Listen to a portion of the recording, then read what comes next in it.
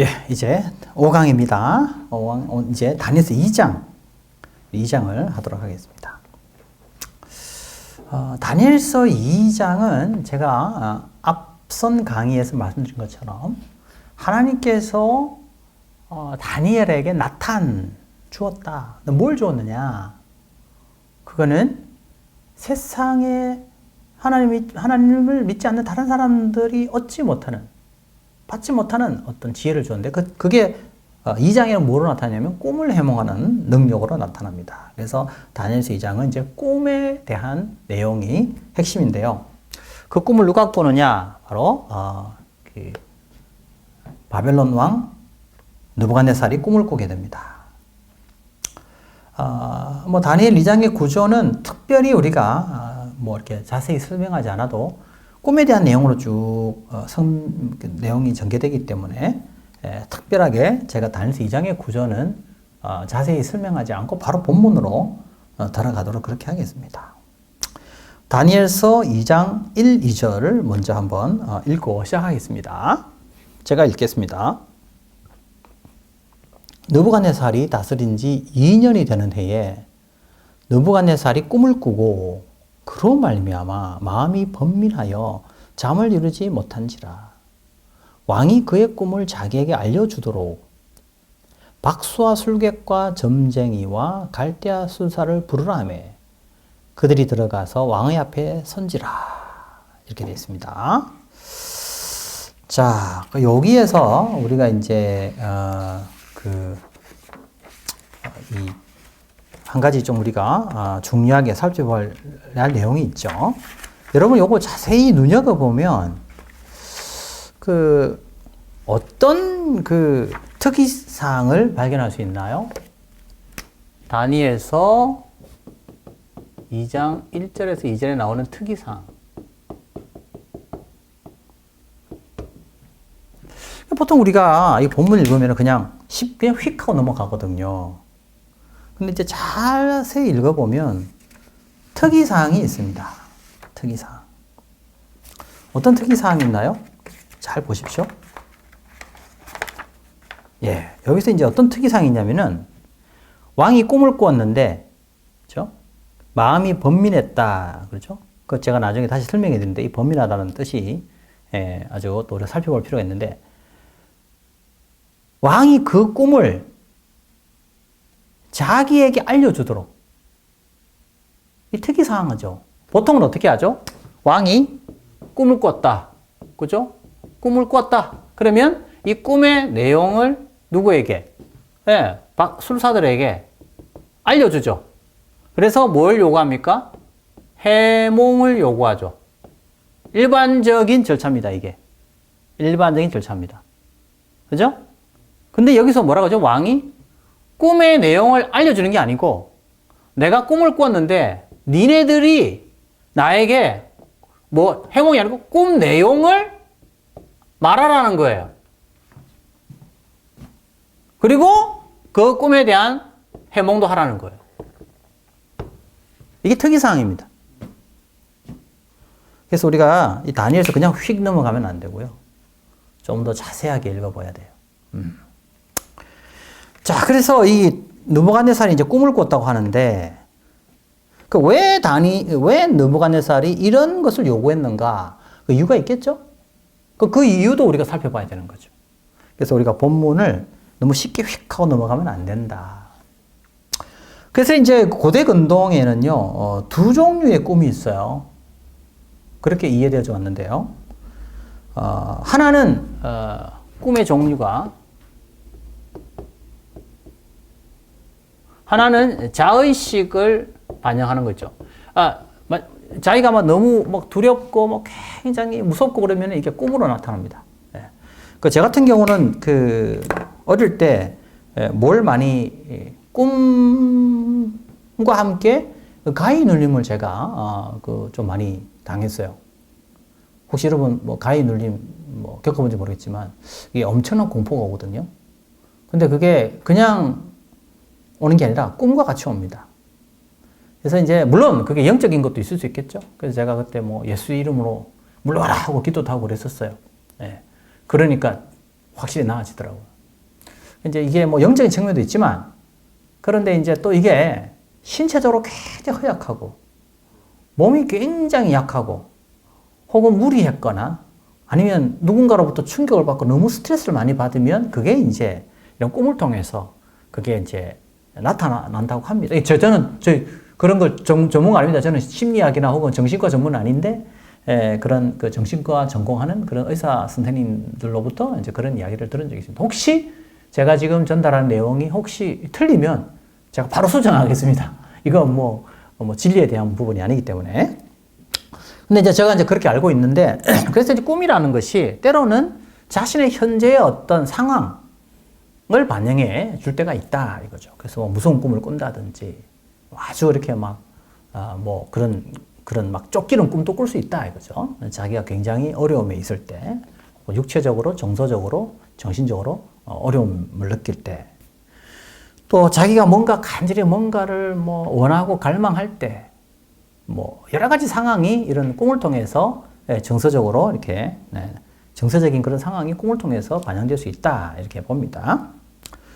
또 이제 이런 거를 또 우리는 보통 이제 또 다른 말로는 이제 개꿈이다, 뭐 이런 표현도 쓰죠.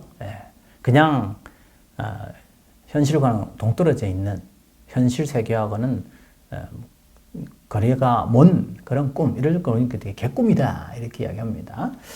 뭐 상당수 개꿈이 많죠, 사실은. 개꿈이 많은데, 그러나 또 두 번째가 있는데, 고대근동에서는 이거 고대근동. 고대근동에서는 꿈이 어떤 메시지를 전달한다. 이게 뭐냐면 그 신들의 메시지가 그 각 나라들마다 자기들의 어떤 신들이 있었겠죠. 그러니까 그 신들이 어떤 메시지를 전달할 때 꿈을 통해서 메시지를 전달한다, 이렇게 이제 이해를 했다는 거죠. 만약에 이게 두 번째일 경우에는 무엇이 필수적입니까? 바로 그 꿈을 뭐 하는 거죠? 해석하는 것이 필수적이었다. 그러다 보니까 고대근동에는 다 뭡니까? 그 나라들의 신들을 믿었죠. 그 나라들의 신들을 믿었으니까 그 신들로부터 메시지를 받으면 그 메시지를 해석할 필요가 있으니까, 그래서 이제 술사라든지 이런 사람들이, 술사죠. 술사라든지 이런 사람들의 역할이 굉장히 컸다, 이렇게 볼 수 있겠습니다. 특히 이제 그 페르시아 역사에 대해서 기록한 헤로도투스라는 역사가가 있는데요. 이 헤로도투스가 이제 페르시아 왕의 꿈과 또 그 술사의 해석을 소개하는 내용들이 이제 그 책에 기록이 되어 있는데, 예를 들어서 페르시아 시대 같은 경우에 이제 그 꿈의 배경과 상황이 이제 기록이 됩니다. 그래서 이런 소위 말하는 그런 개꿈 말고 진짜 신들이 주어졌다라고 여겨지는 그런 꿈의 특징이 뭐냐면, 첫 번째가 뭐냐면은 신전이죠, 신전. 신전에서 왕들이 신전을 방문하고 그 신전에서 혹은 잠을 자거나 그랬을 때 받는 꿈, 이런 것들은 대부분 그거는 이제 신들이 주는 그런 메시지다라고 보았어요. 그런 경우는 대부분 어떻게 하느냐? 그걸 기록합니다. 꿈의 내용을 기록을 합니다. 그리고 그 꿈에 대한 그 해몽을 또 적습니다. 술사들의 해석을. 그래 나중에 보고 이 꿈이 어떻게 또 성취되었는지에 대한 내용도 기록했다고 합니다. 그럼 예를 들면 어떤 그런 꿈들이 있었느냐? 왕들이 꿨던 꿈 가운데 하이에나를 먹는 꿈이 있다고 합니다. 하이에나를 먹는 꿈. 그러니까 이거는 이제 어떤 식으로 해몽을 하냐면은 이런 발작이 발생할 가능성이 있다라고 해몽을 했다고 합니다. 또 비버를 먹는 꿈, 이게 특이하잖아요. 비버를 먹는, 이거는 반란이 일어나는 것이다, 이렇게 해몽했다고 합니다. 자, 이런 내용들이 그 헤로도투스의 그 역사 기록책에 기록되어 있다고 합니다. 자, 그래서 오늘 본문에 보면 누가 나오느냐 하면 박수와 술개, 점장이, 술사, 2장 2절 이런 쭉 나오는데, 대부분 이런 사람들이 하는 일이 뭐냐? 바로 이 꿈을 해석하고 해몽하는 그런 일들을 하고 있다라고 볼 수가 있는데, 구약에는 이런 술사나 이런 박수를 금합니다. 그래서 이제 성경에는 특히 구약이죠. 제가 구약을 말씀드릴게요. 구약.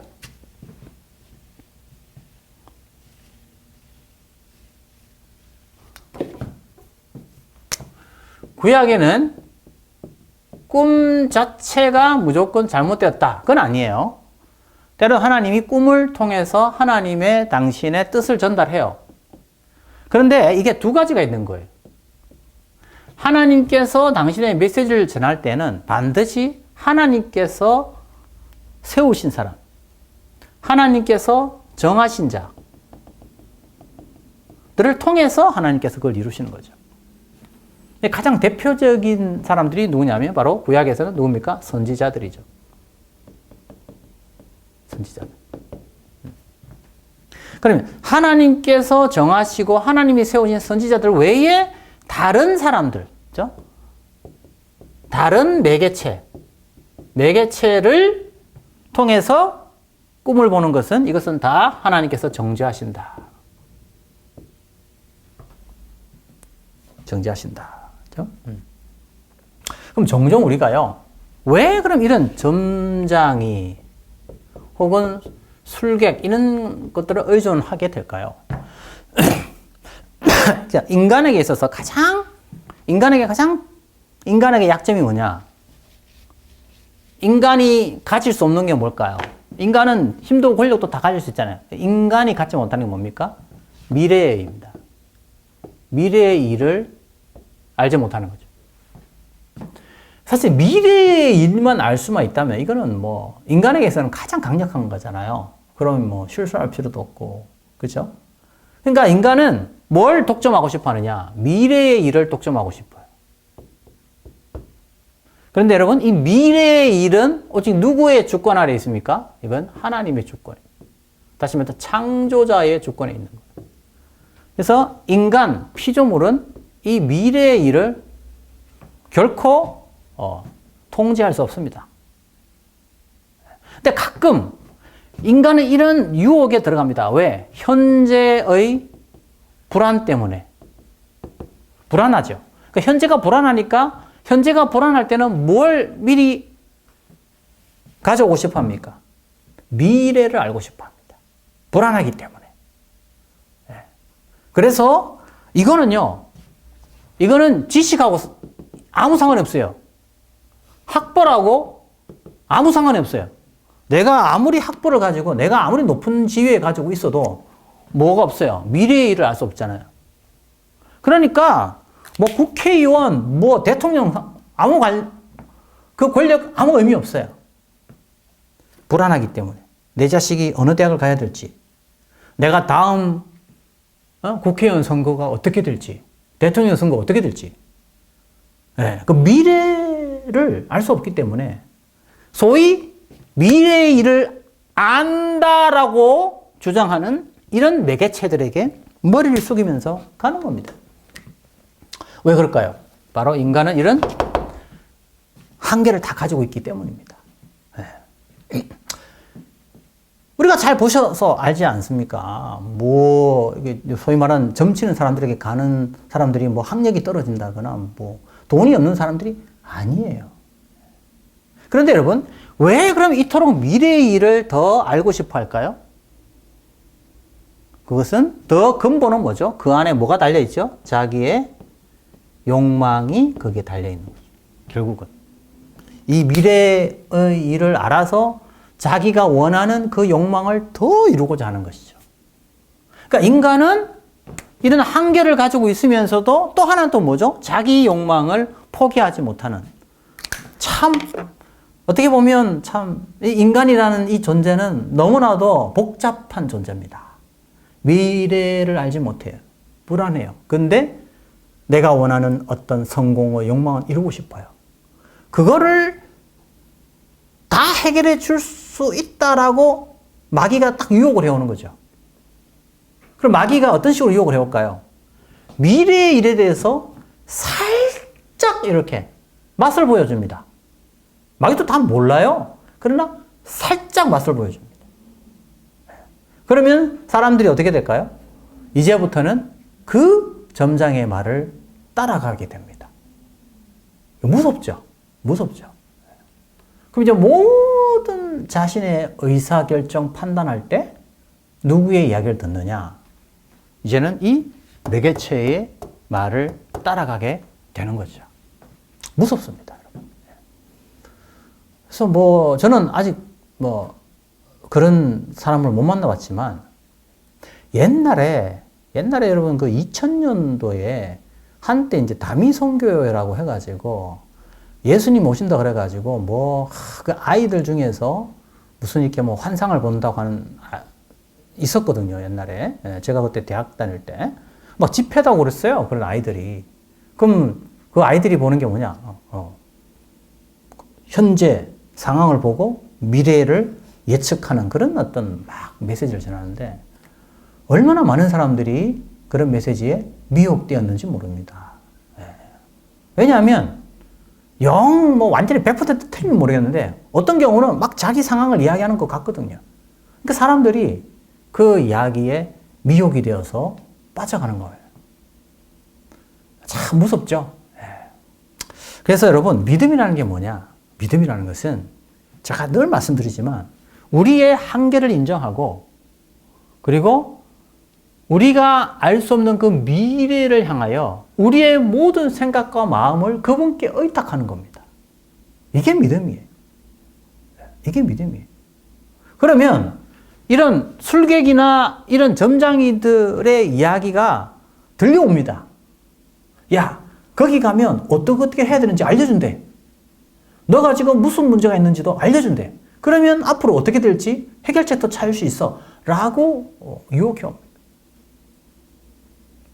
불안하잖아요? 그러면 이제 이 믿음이 흔들리는 거예요. 하나님만 믿어도 되겠나? 그래서 어떻게 됩니까? 따라가는 거죠. 그래서 교회 다니는 사람 중에서 통계를 내보지 않았지만 점장이 찾아간 사람들이 없을까요? 있을까요? 제가 아는 사람만 해도 몇 명 있습니다. 왜냐?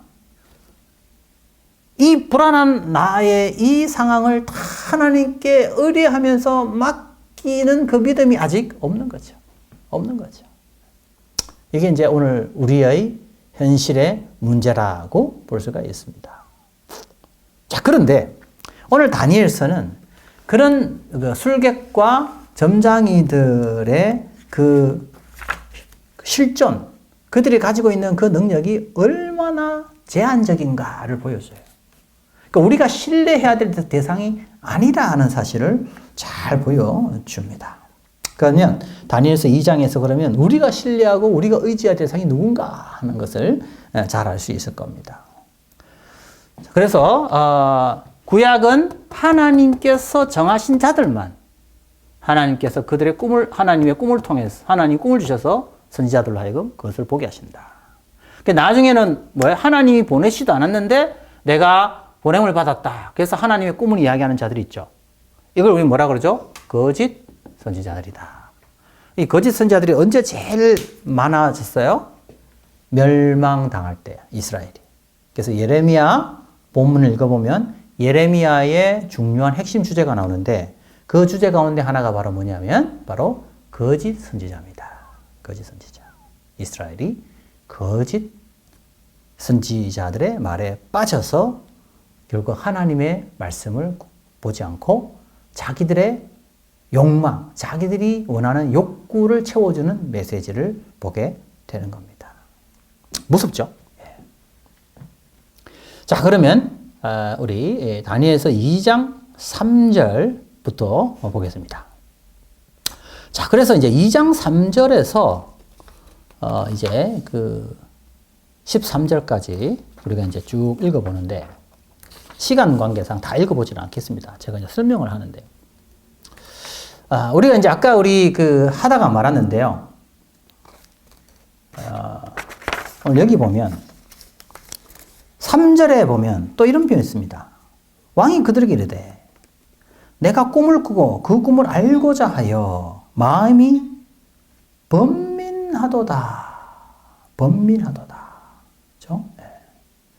그래서 번민하다라는 이 말의 뜻이 뭐냐면, 이게 팜이라는 히브리어에서 오늘 보겠습니다.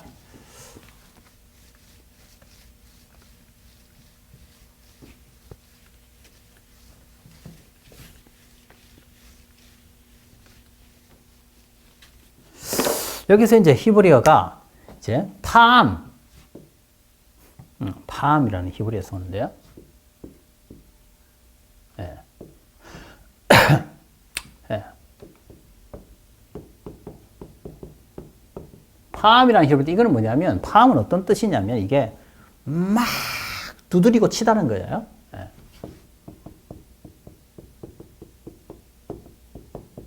그냥 팡팡팡, 우리가 문 두드릴 때 그렇게 생각하면 돼요. 문 두드리면 돼요. 자, 그러면은 이걸 해석하면 어떻게 되냐면, 내 영이 계속 자기를 두드린다.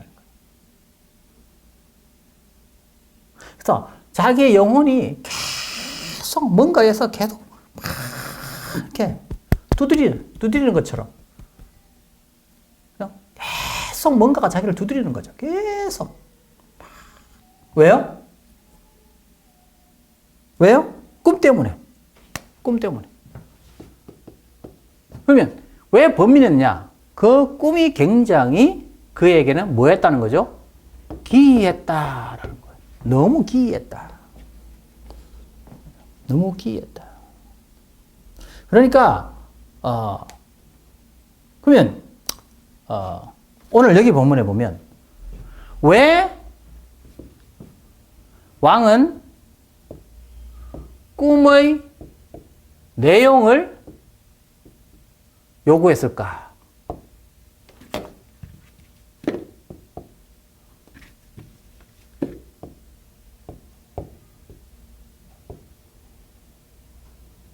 그죠? 꿈의 내용을 알려주고 꿈의 해석을 요구해야 되는데 왜 꿈의 내용을 요구했을까? 그죠? 그래서 첫 번째 여기에 대한 해석은, 왕이 꿈을 잊어버렸기 때문이다.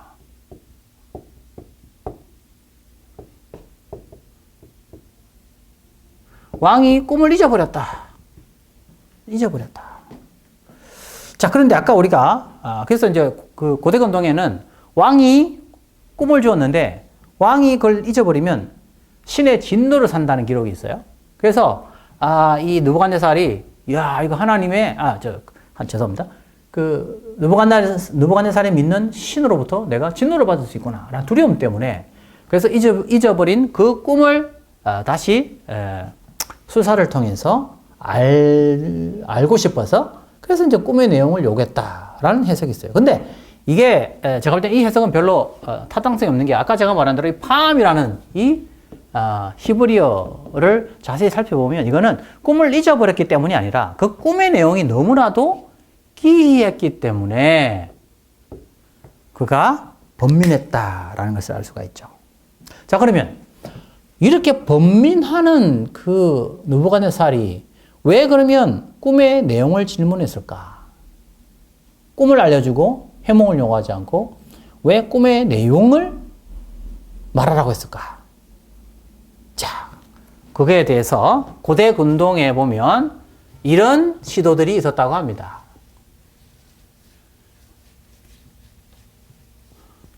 고대 근동에는 꿈 해몽을 위한 여러 가지 기준들이 있었다고 합니다.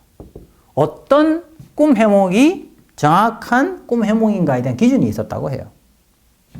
그래서 이 점술가들, 수사들이 있으면은 서로 떨어지게 한답니다. 떨어지게. 왜? 우리가 소위 말하는 컨닝을 할 수 있는 거예요. 자기는 잘 모르면서 이 사람한테 이야기를 듣고 자기도 그렇게 했다라고 할 수 있기 때문에 이렇게 막 떨어지게 만들기도 하고, 어떤 꿈이 정말 참 해석을, 어떤 그 사람이 진정한 꿈 해석을 하는가에 대한 기준이 있었는데, 적어도 느부갓네살은 그러면 어떤 기준을 정했다고 볼 수 있어요? 내 꿈을 정확하게 해몽할 수 있는 사람은 어떤 자다? 내 꿈의 내용을 알려주는 그가 내 꿈을 해석할 수 있다라고 기준을 정했다고 볼 수 있습니다. 이 본문에. 네. 그게 바로 느부갓네살이 정해놓은 기준이에요. 자, 그래서 이 기준에 부합하는 사람이 있나요? 없습니다. 그래서 여러분 2장 4절에 보세요. 2장 4절을 한번 다 같이 읽어보겠습니다. 2장 4절. 시작. 갈대아 수사들이 아람말로 왕에게 말하되 만수무강하옵소서. 왕께서 그 꿈을 종들에게 이르시면 우리가 해석하여 드리겠나이다 하는지라. 그러니까 술사들이 뭘 요구합니까? 우리가 꿈 해석해 드리겠습니다. 그런데 꿈의 내용을 저희들에게 알려달라고 요구합니다. 그러자 느부갓네살 왕이 어떻게 대답합니까? 5절에 보면 왕이 갈대아인들에게 대답하여 이르되 내가 명령을 내렸나니 너희가 만일 꿈과 그 해석을 내게 알게 하지 아니하면 너희 몸을 쪼갤 것이며 너희 집을 거름더미로 만들 것이요. 왕은 그 술사들의 요구를 받아들여요? 안 받아들입니다. 왜요? 자기는 이미 자신의 기준을 정했다는 거죠. 꿈의 내용을 알려주는 자가 꿈을 해석할 수 있다라고 봤기 때문에 참 술사라면 왕의 꿈을 알려줄 것이다 라고 생각했던 겁니다. 그래서 만일 나에게 꿈의 내용을 알려주지 않는다면 너희들을 다 처벌해버리겠다라고 매우 강력한 메시지를 보냅니다. 그래서 6절에 다시 이렇게 말합니다. 느부갓네살 왕이 너희가 만일 꿈과 그 해석을 보이면 다시 또 이야기합니다. 꿈을 이야기하고 그 해석을 보이면 내가 선물과 상을 보이리라. 그런즉 꿈과 그 해석을 내게 보이라. 그러니까 7절에 또 이 술사들이 뭐라 그럽니까? 그들이 다시 대답해 이르시되 원하건대 왕은 꿈을 종들에게 이르소서. 꿈의 내용을 우리에게 말하소서. 지금 이게 대립하고 있죠. 그죠? 술사들은 먼저 뭘 요구합니까? 꿈의 내용을 요구합니다. 그죠? 그러나 왕은 오히려 술사들에게 꿈의 내용을 요구합니다. 자, 8절에 이제 뭐라 그러죠? 그러니까 왕이 이제 화가 났습니다. 왕이 대답하여 이르되 내가 분명히 아노라. 너희가 나의 명령이 내렸음을 보았으므로 시간을 지연하려 함이로다. 왕은 어떻게 생각하냐? 꿈을 모르면서 해몽도 못하면서 자꾸 모면하려고 시간을 지체하는 것으로 그렇게 합니다. 그래서 느부갓네살 왕이 결국 이 술사들을 이제 처벌합니다. 그래서 이제 여기 보면 이런 표현이 있어요. 10절에 보면 이런 표현이 있습니다. 갈대아인들이 왕 앞에 대답해 이르되 세상에는 왕의 그 일을 보일 자가 한 사람도 없으므로 어떤 크고 권력 있는 왕이라도 이런 것으로 박수에게나 술객에게나 갈대아인들에게 물을 자가 없었나이다. 자, 이게 뭡니까? 지금까지 꿈의 내용을 물은 적이 있다 없다? 없다는 거예요. 그리고 그 꿈의 내용을 알려주는 신은 없다는 거예요. 어느 누구도 어떤 꿈을 꾸었는지를 알려주는 신은 없다는 거예요. 이게 이제 술사들의 주장입니다. 그래서 11절에 이들이 이렇게 표현해요. 왕께서 물으신 것은 어려운 일이라. 육체와 함께 살지 아니하는 신들 외에는 왕 앞에 그것을 보일 자가 없나이다. 다시 말해서 이거는 신이 직접 와가지고 말하지 않는 한 신 외에는 어떤 인간도 이것을 알려줄 수 없다. 왕이 화가 나서 다 죽여버립니다. 자, 그러다 보니까 이제 어떻게 됐냐? 다니엘과 친구들도 같이 죽게 될 위험에 처한 겁니다. 자, 여기서 이제 드디어 누가 이제 등장하느냐? 다니엘이 등장하게 됩니다. 그래서 다니엘이 이제 잡혀 있을 때 아리옥에게 이제 이야기합니다. 그래서 다니엘이 내가 왕에게 그 꿈과 해석을 하겠다라고 다니엘이 이야기를 합니다. 그러면서 이제 18절이 이제 핵심인데요. 18절을 18, 19절을 같이 한번 읽어보겠습니다. 오늘 그 2장에서 핵심이 가운데 하나가 바로 18, 19절이에요. 같이 한번 읽겠습니다. 하늘에 계신 하나님이 이 은밀한 일에 대하여 불쌍히 여기사 다니엘과 친구들이 바벨론의 다른 지혜자들과 함께 죽임을 당하지 않게 하시기를 그들로 하여금 구하게 아니라 이에 은밀한 것이 밤에 환상으로 다니엘에게 나타나 보임에 다니엘이 하늘에 계신 하나님을 찬송하니라. 20절 다니엘이 말하여 이르되 영원부터 영원까지 하나님의 이름을 찬송할 것은 지혜와 능력이 그에게 있음이로다.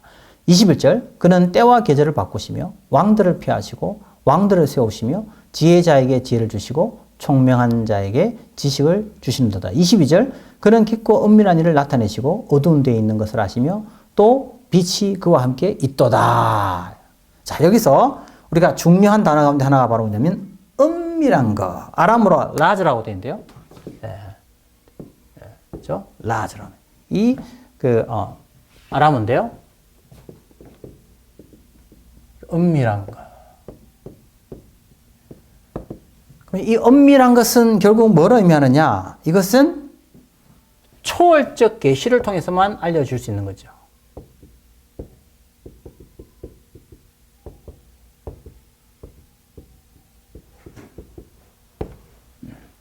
초월적 계시를 통해서만 알려줄 수 있다.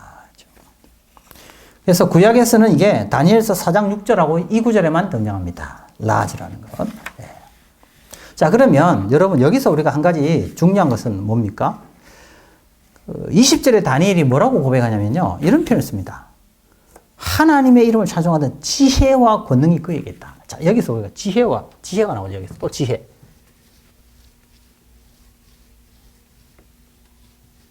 지혜.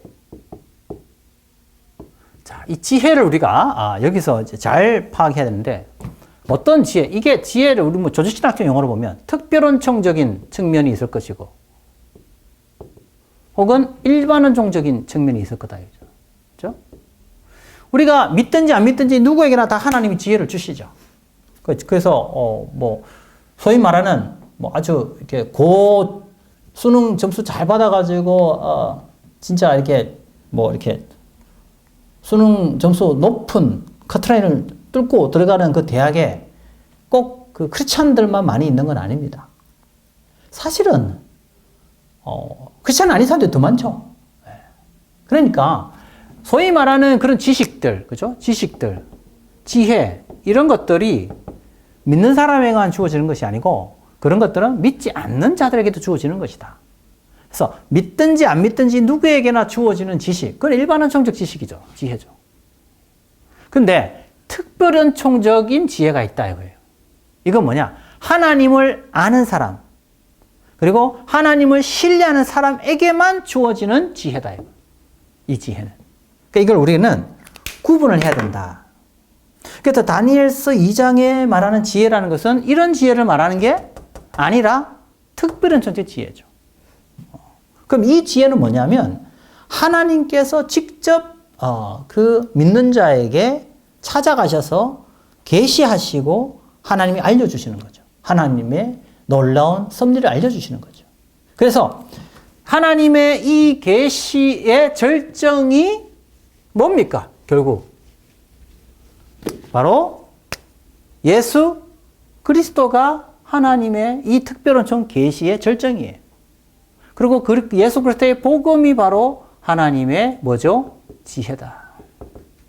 그래서 고린도전서 1, 2장 읽어보면 바울이 강조하는 게 뭐죠? 세상 사람들은 뭘 자랑하고 헬라인은 뭘 자랑하고 유대인은 뭘 자랑하되 우리는 무엇만 자랑한다고요? 예수 그리스도의 십자가의 복음만 자랑하는데 그게 뭐라고요? 하나님의 뭐라고 그랬죠? 하나님의 뭐요? 지혜다. 지혜다.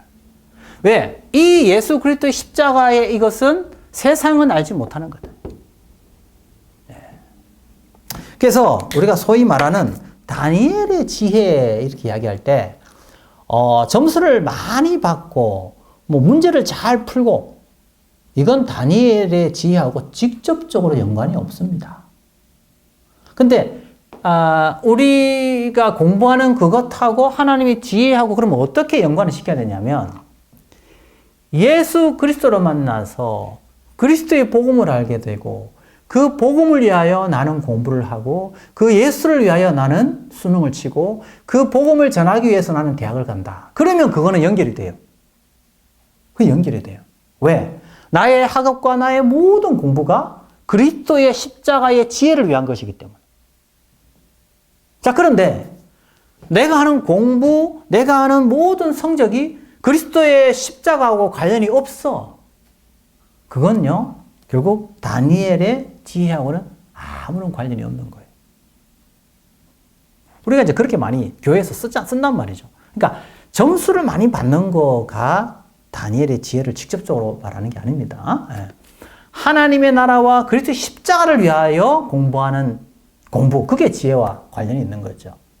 그래서 우리가 이제 교회에서 수능을 준비하는 우리 아이들을 위해서 기도해야 하는 것, 저는 그건 뭐 나쁘다고 생각하지 않아요. 근데 단순히 목적이 뭐예요? 좋은 점수 받아서 좋은 대학 들어가는 거. 그럼 그건 다니엘의 지혜하고 아무 관련이 없는 거예요.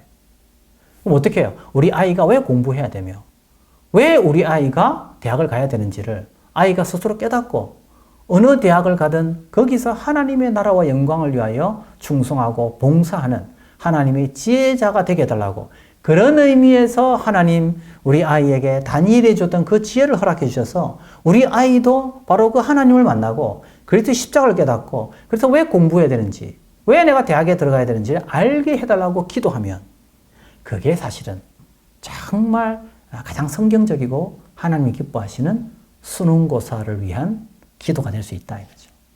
그래서 우리가 기도할 때 그런 의미에서 보세요. 이거는 지혜하고 아무 상관없는 거죠. 예를 들면 나는 이번 1년 동안은 좋은 대학 들어가기 위해서 나는 고3 때는 좀 예배를 드리면 쉬겠다. 그래서 예를 들어서 예배를 드리지 않고 좋은 성적을 받았어요. 그래서 좋은 대학에 들어갔어요. 그 다니엘 지혜하고 관련이 있을까요? 다니엘의 지혜하고 아무런 관련이 없습니다. 근데 어떤 아이는요, 열심히 했어요. 예배도 열심히 들었어요. 근데 떨어졌어요. 자, 그러면 교회에서는 어떤 아이가 간증합니까? 예배 그냥 들락날락 하면서 나중에는 좋은 대학 간 아이가 간증합니다. 예를 들면 그런 교회가 있다 합시다. 이거는요, 다니엘에서 말하는 지혜하고 아무런 관련이 없다 이겁니다. 자, 그래서 다니엘에 나타난 이 다니엘에서 말하는 지혜라는 것은 우리의 경험과 우리의 지식을 초월해 있는 하나님께서 우리에게 알려주시는 초월적 계시에 의한 지혜다. 그것은 신약으로 가면 그리스도의 십자가의 부분과 연결되어 있다. 이렇게 볼 수 있겠습니다. 이제 여기 강의하고 다음 강의로 연결하도록 하겠습니다.